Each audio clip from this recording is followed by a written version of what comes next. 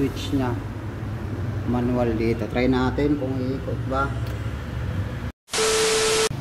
Good morning mga kabakyard. So for today's video ay mag-unbox tayo ng ating in-order sa online na automatic incubator. So ito mga kabakyard, dumating na ngayon lang umaga. So i-unbox natin mga kabakyard, tingnan natin kung maganda ba. So let's go mga kabakyard.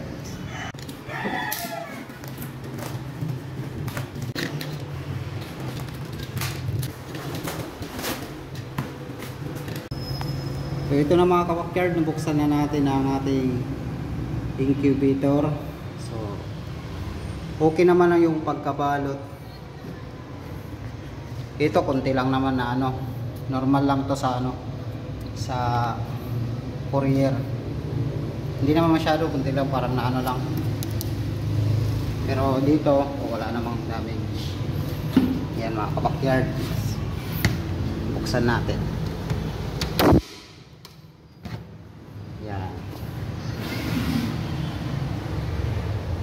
So ngayon mga kabakyard, itatry natin kung gagana ba.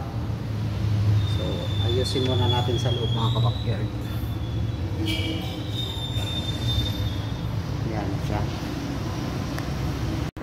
So ngayon mga kabakyard, try natin pagsaksak yung ating incubator kung mag-function.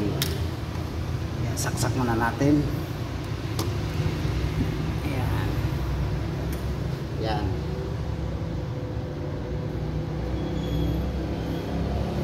Bukas na siya mga kabakyard. Ito yung sa loob.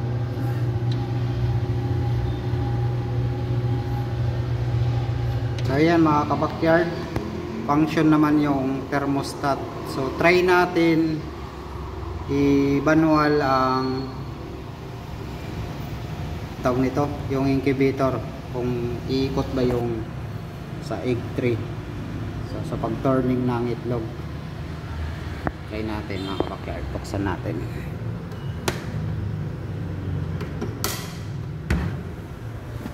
So ito yung switch nya manual dito. Try natin kung iikot ba.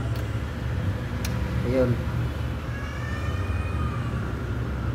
Yan, gumagana naman mga kabakyard. Function naman. Yan. Yung blower sa loob ay okay naman, gumagana. Yan mga kabakyard, natapos na tayo na mag-unbox ng ating incubator. So yan lang, nakita ko na nag-function naman yung mga thermostat at saka sa lahat ng parts ng incubator. So maraming salamat sa seller, sa M&M Merchant. So maraming salamat, sana makapapisa ako ng marami.